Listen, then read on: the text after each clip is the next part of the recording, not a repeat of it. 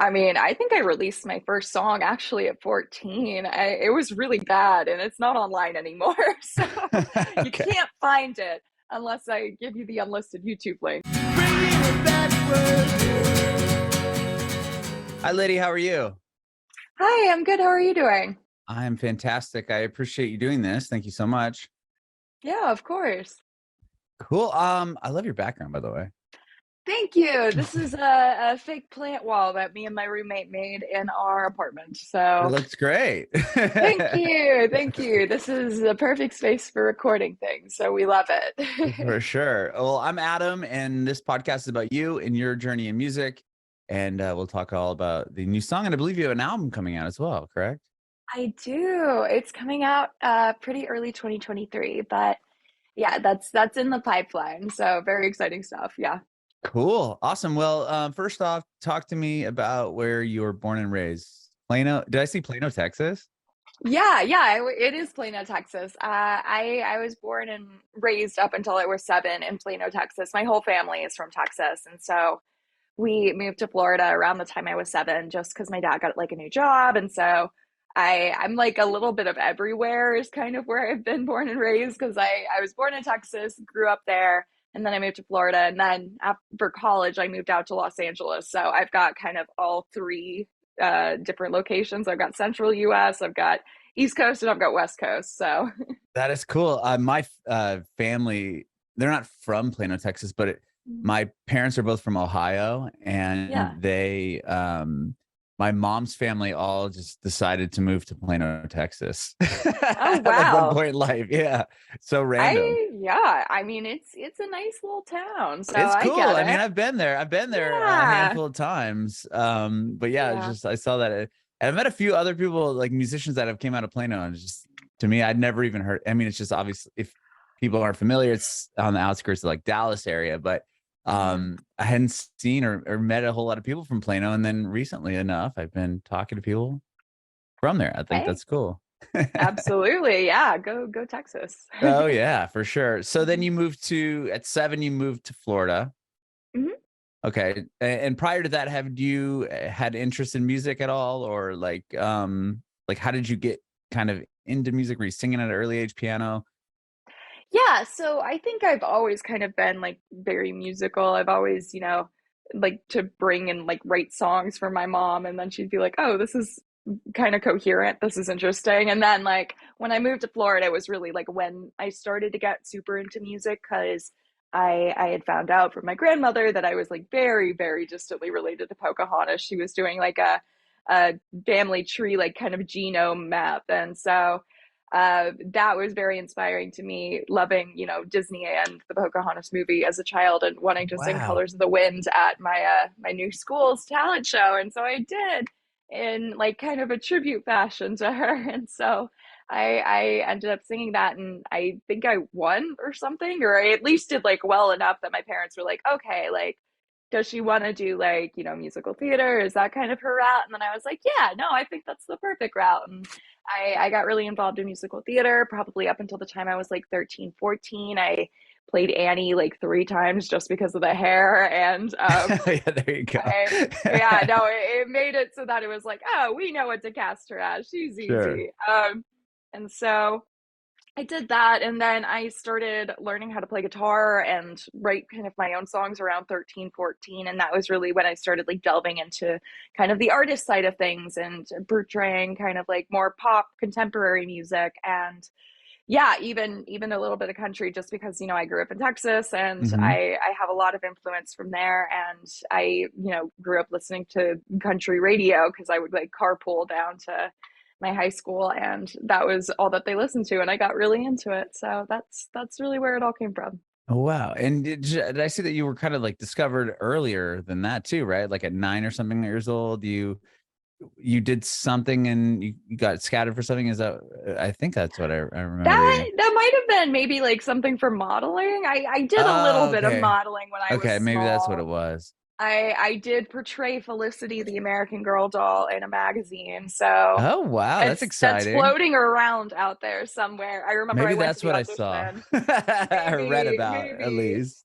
I remember I went to the Um, audition for that actually, and they told me I was like just barely too tall, but they were like, "Eh, we'll just let her go in anyways." And then like I went in and I ended up getting it, so it was like very nice. that So is cool. That is really cool. So, yeah, like, when did you sing Colors in the Wind? That was when you moved to Florida?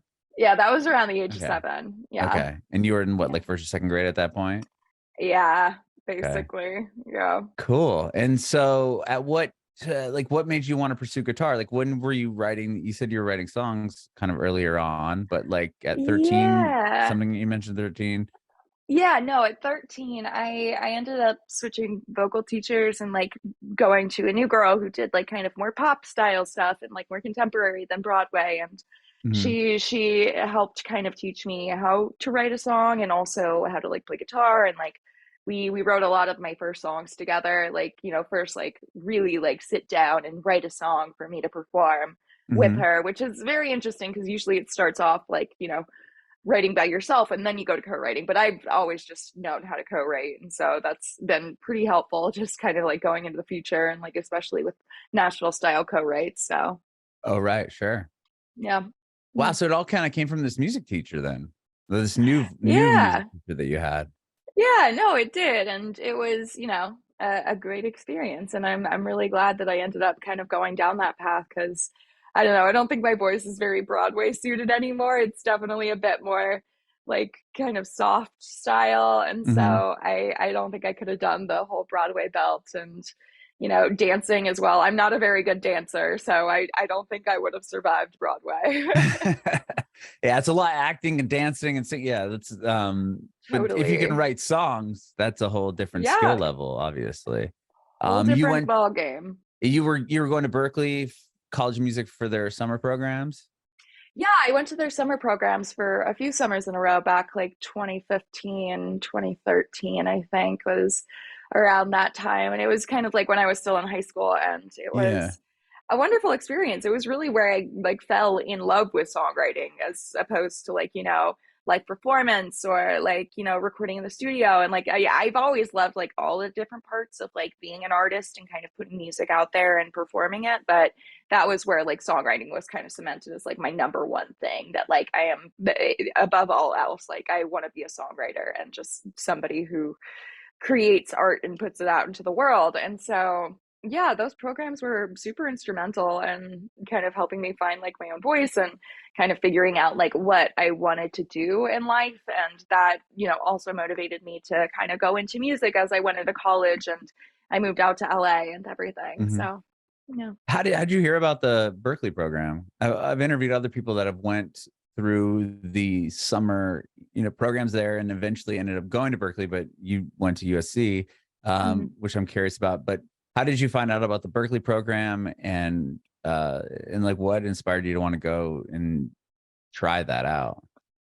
Yeah, I think it was actually the voice coach that I had been Oh, taking wow. back when I was like 13, 14. I think it was her husband that was like, "Hey, you should check out like these Berklee programs. You'd probably really like it." And you know, it was kind of my first time really like being away for, you know, I did the 5-week program, and so I had never been away from home for more than 2 weeks because Mhm. like sleepaway camps when I was younger, and this was like a whole new experience and very like independent, and that was something that I really enjoyed, just kind of getting to be, you know, my own person, and that was really exciting. When you So were in high school, did you also play in a band, or were you performing your songs that you're writing for other people at any point? yeah, no, I started playing in a band. I think my first time was 15. I kind of had like my own band that I kind of created from musicians I knew or got recommended, and we played quite a few different events down in South Florida. I remember playing lots of long like 2 or 3 hour shows with like, Oh, you know, wow. original music and covers and like some small breaks in between, but definitely like started out doing very long shows and kind of getting like very used to that and conditioning my voice for that. And it was a wonderful time. I mean, I really enjoyed doing it. It's definitely a lot of work to put together a band and put together a whole live show though. So I have major respect for these artists who are going out on tour like every year, just like creating new shows. Mhm. And the ones that are doing, like, I'm in Nashville now. I'm originally from where pretty much where you are. I'm from San Mm-hmm. Diego.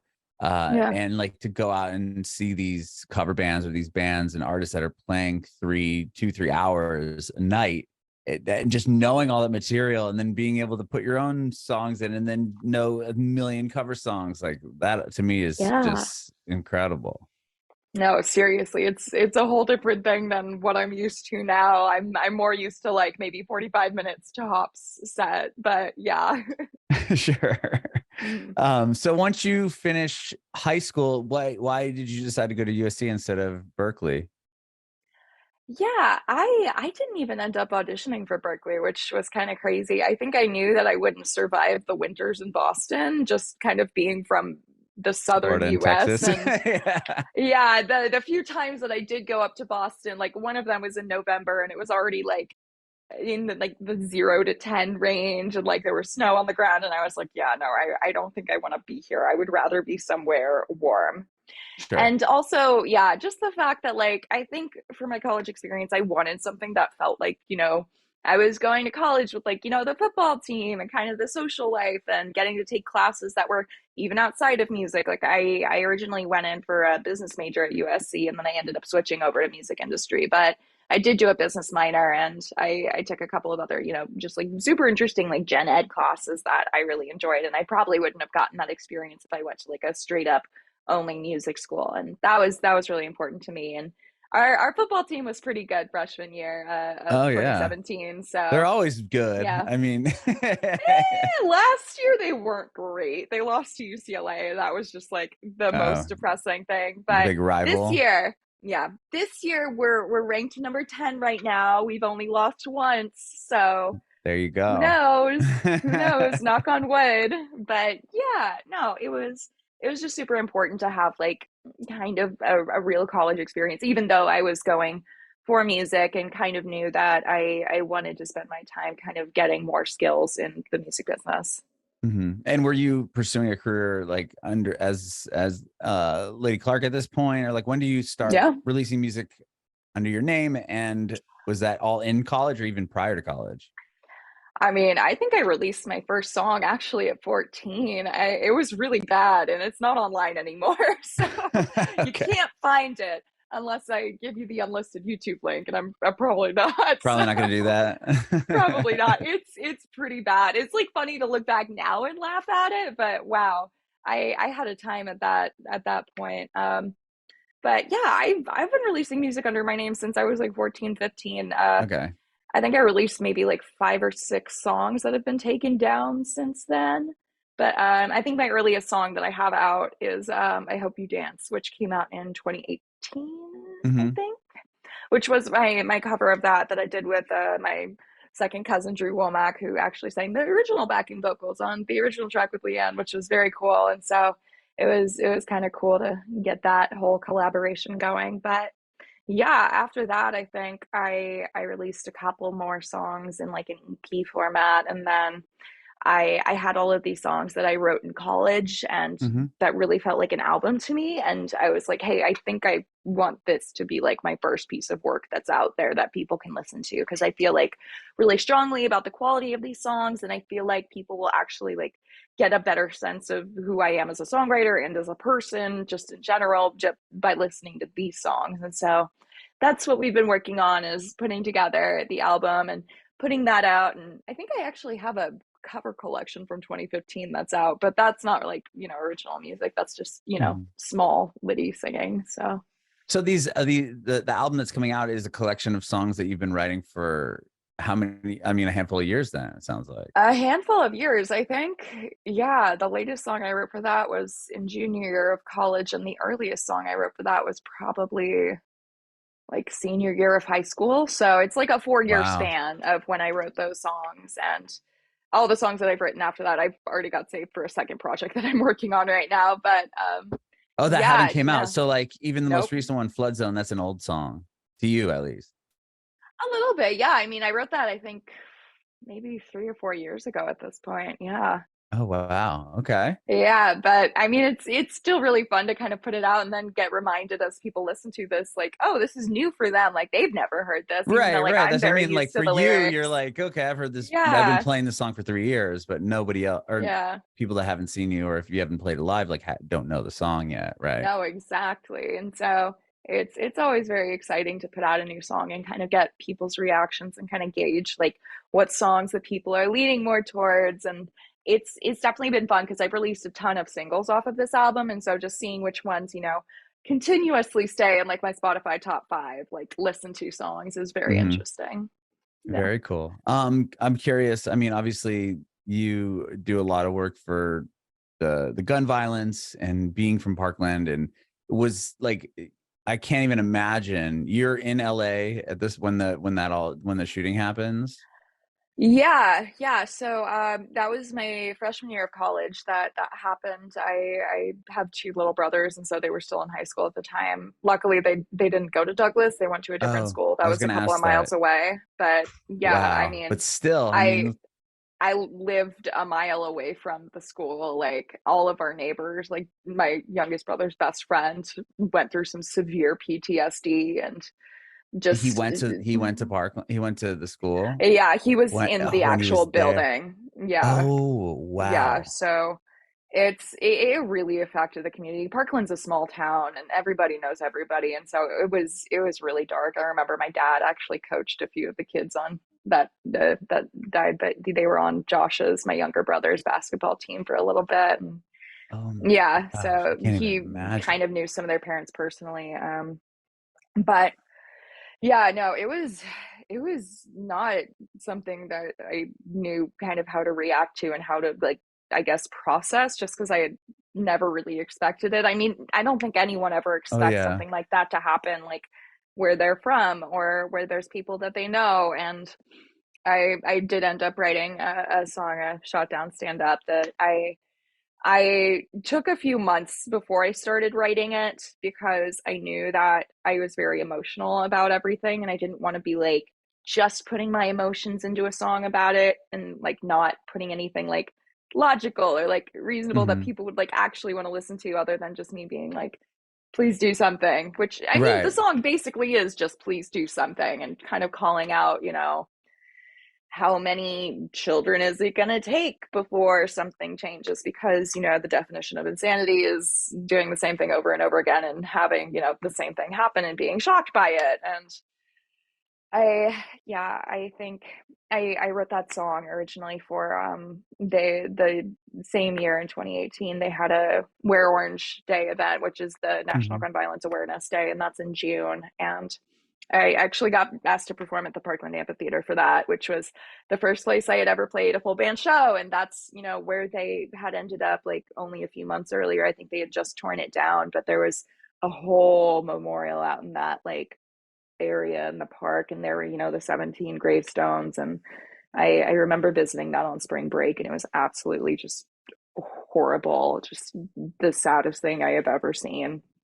And I knew I wanted to write a song for this event, and I ended up writing Jot Down Stand Up, and I played it for folks, and people really seemed to like it and really seemed to resonate with the message. And that's really kind of what pushed me to put it out and kind of like just get it out into the world. And I don't know, maybe make some sort of a difference that way. But even so, it's just good to know that even if there's only a small amount of people listening to it, they're like very passionate about it and feel like it's a song that kind of represents them and helps them feel a little bit, more empowered to talk about these sort of issues and kind of like what we can do to fix things. And I think just having a conversation is a great way to start. So Hmm. I mean, even probably therapeutic for you to kind of just get it out. I mean, not get it out, but like to process all of that.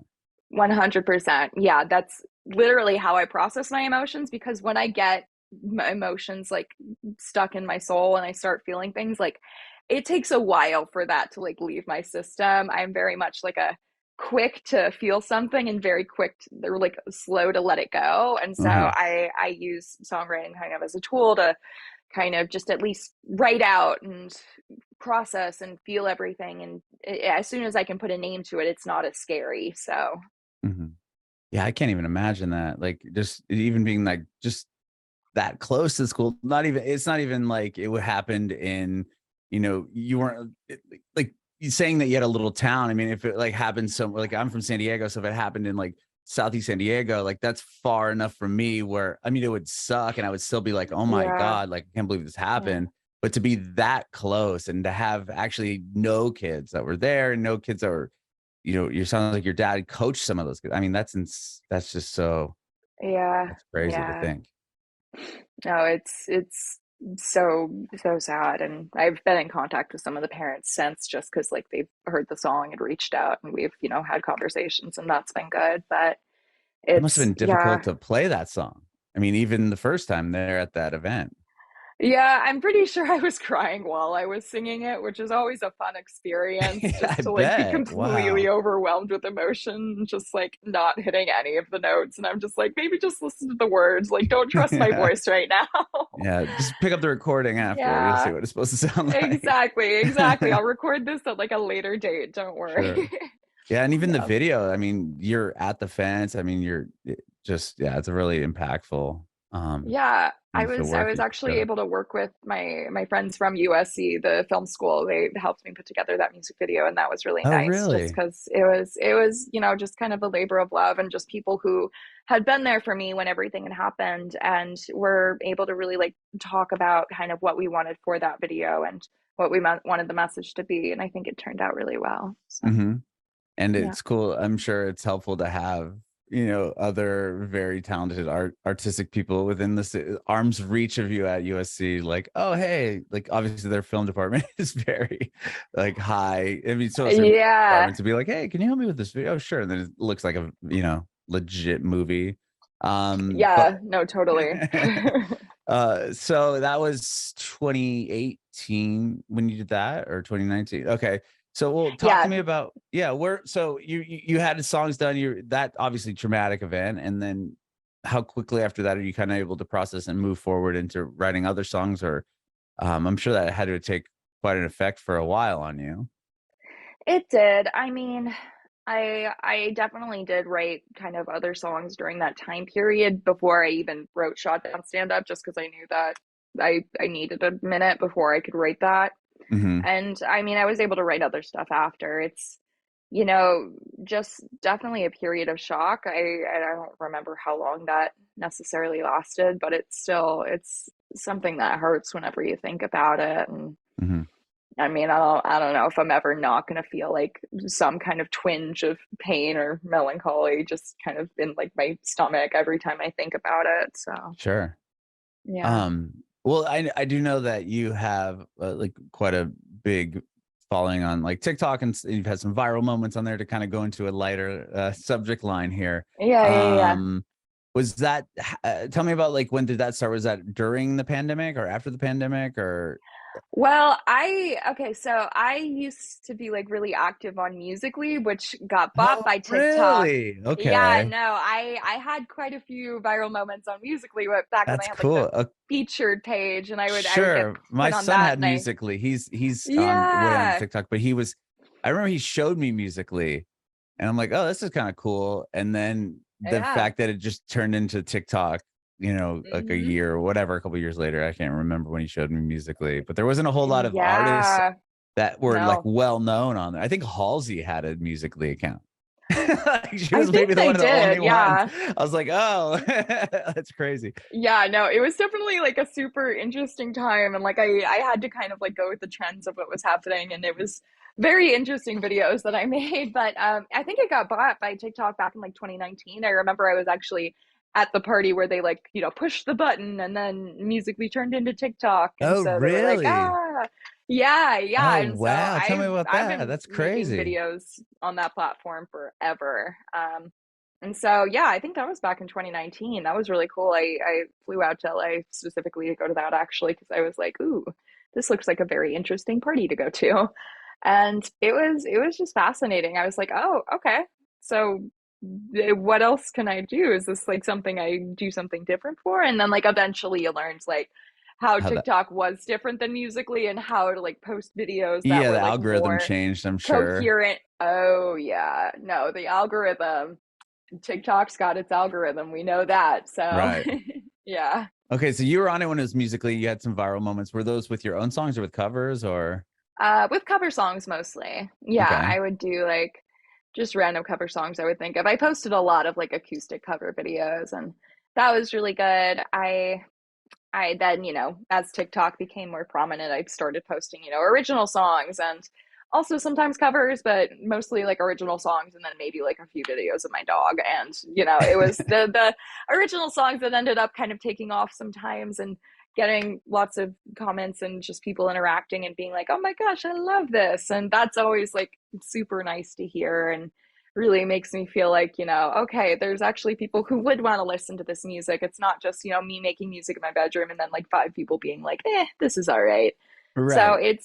it's always nice to get like that kind of validation. And yeah, it's translated super well into like Spotify and Instagram and other numbers, which has been great as well. And just at least kind of creating fans that like stick around and really like care about the music. I think TikTok's amazing for that and really Hmm. just kind of delving into like, who the artist is and getting to share like little snippets of your life and then them, just getting to interact like daily on there is a wonderful way just to kind of meet people and make connections. So Sure. I mean, it's a total behind the curtain look at like your life and your house. I mean, that's what I feel yeah. like totally changed when, everyone's locked inside in the pandemic. It's like, okay, now you get to see inside of your favorite artist's like home, like on their couch or whatever they're doing. It's just, it Mhm. was just like this total transparency. And I feel like that's what happened with TikTok and why it did so well. Cause it's like, oh my, this is Yeah. just other people living life like why reality TV does well. It's just watching people like this voyeuristic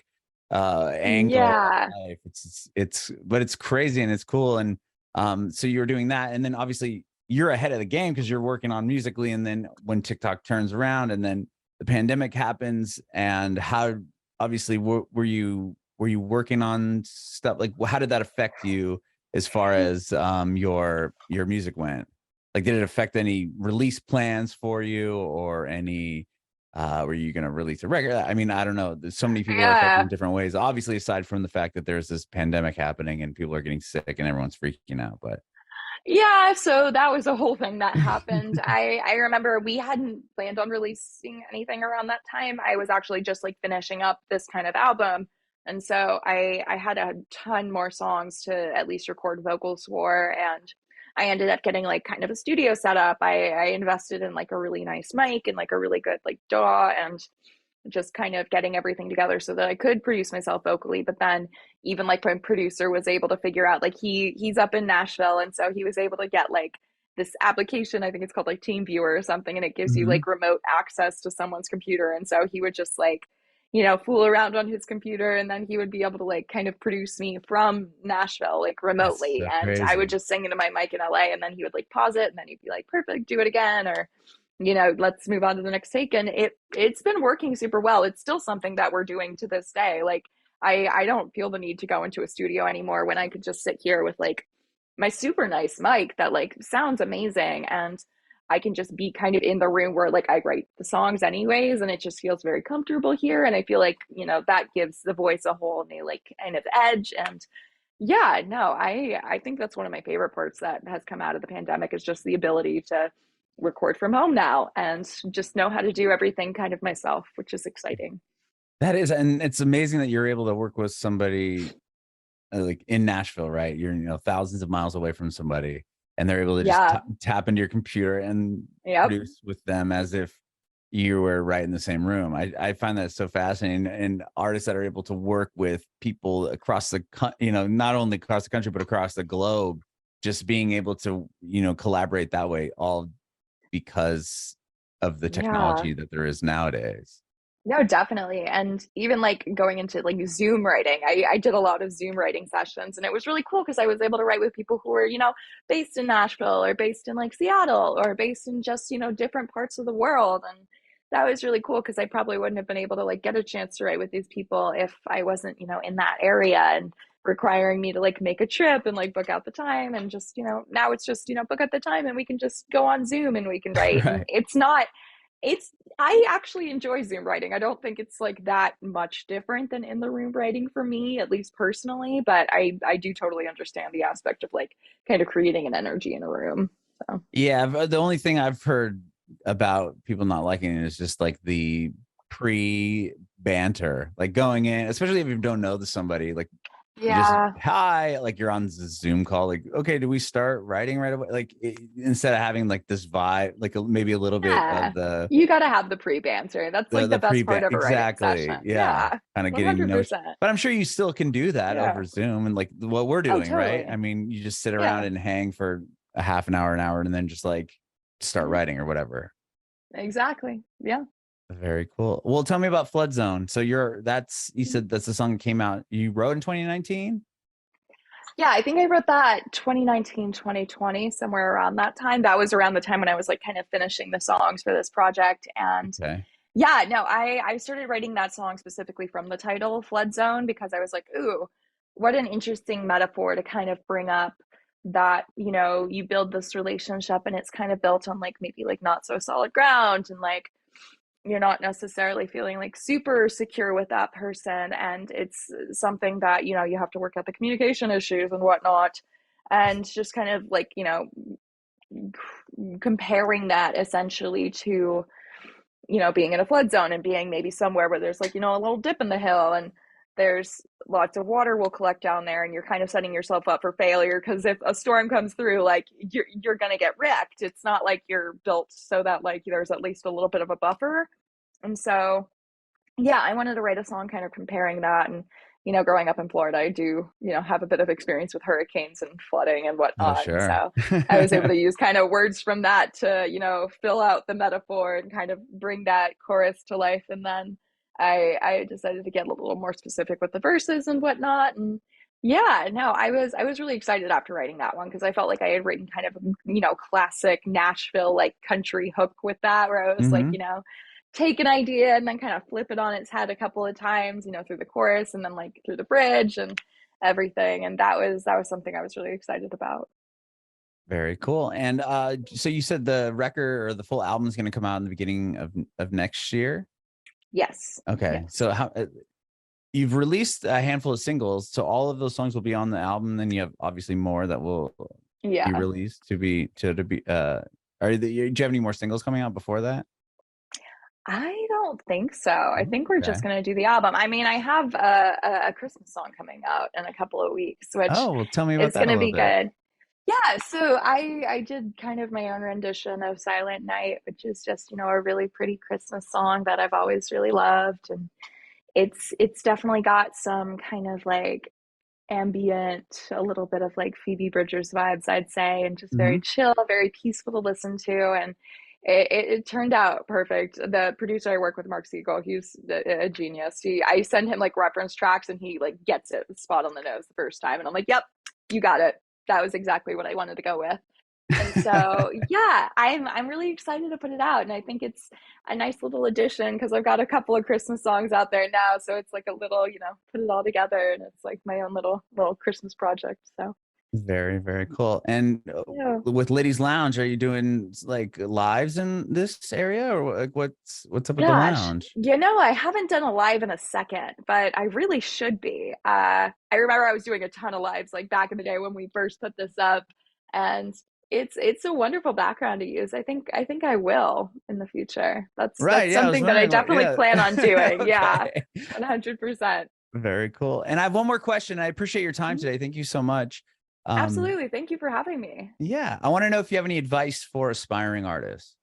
Ooh, I have so much advice actually. I feel like, you kind of get these like crumbs of wisdom as you go along. And so some of my favorites have always been like, always do something for someone before you ask them to do something for you. Cause I always feel bad asking people to do things for me. And so I'm always like, hey, how can I help you first? Like, how can I be of service to you?